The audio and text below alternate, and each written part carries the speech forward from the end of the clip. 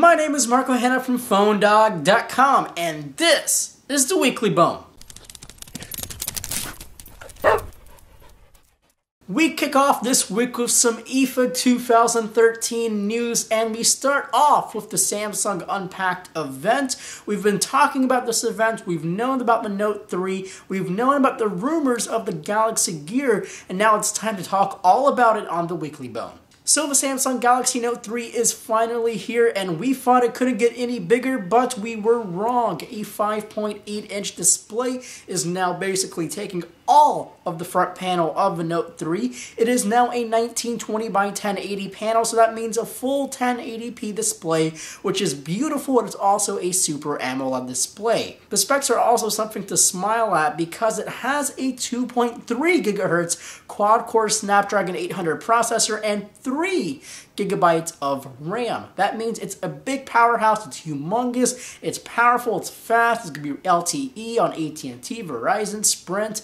All the other networks like T-Mobile and US Cellular will pick up the Note 3 sometime in the October and November timeframe. The next interesting product out of Samsung at the IFA 2013 conference is the Galaxy Gear. We've talked about it a couple times on the PhoneDog website. We've reported about the rumors, but we've never really mentioned it on the Weekly Bone. It is a Samsung smartwatch, which means it is a Samsung smartwatch. That's basically what it is. It's a 1.63-inch display to a resolution of 320 by 320. It is Super AMOLED if you were wondering, but it is connected to either your Samsung Galaxy Note 3 or the Galaxy Note 10.1 running Android 4.3. The only reason why it's only connected to those two devices are those two devices will ship with Android 4.3. Other devices, once they get upgraded, will be able to work with the Galaxy Gear. So basically, it connects to your phone or tablet via Bluetooth. It displays information like weather, cell information. Basically, anything that's happening on your device can be displayed on the little tiny display. Obviously, it won't be running video or anything, but it does have a 1.9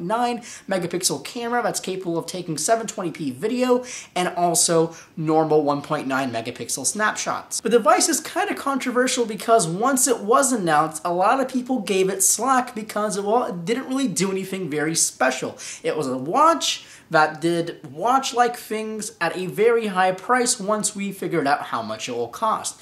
T-Mobile have already come out and said the smartwatch will cost $300 on their network if you connect it to your Galaxy Note, which is very, very, very expensive.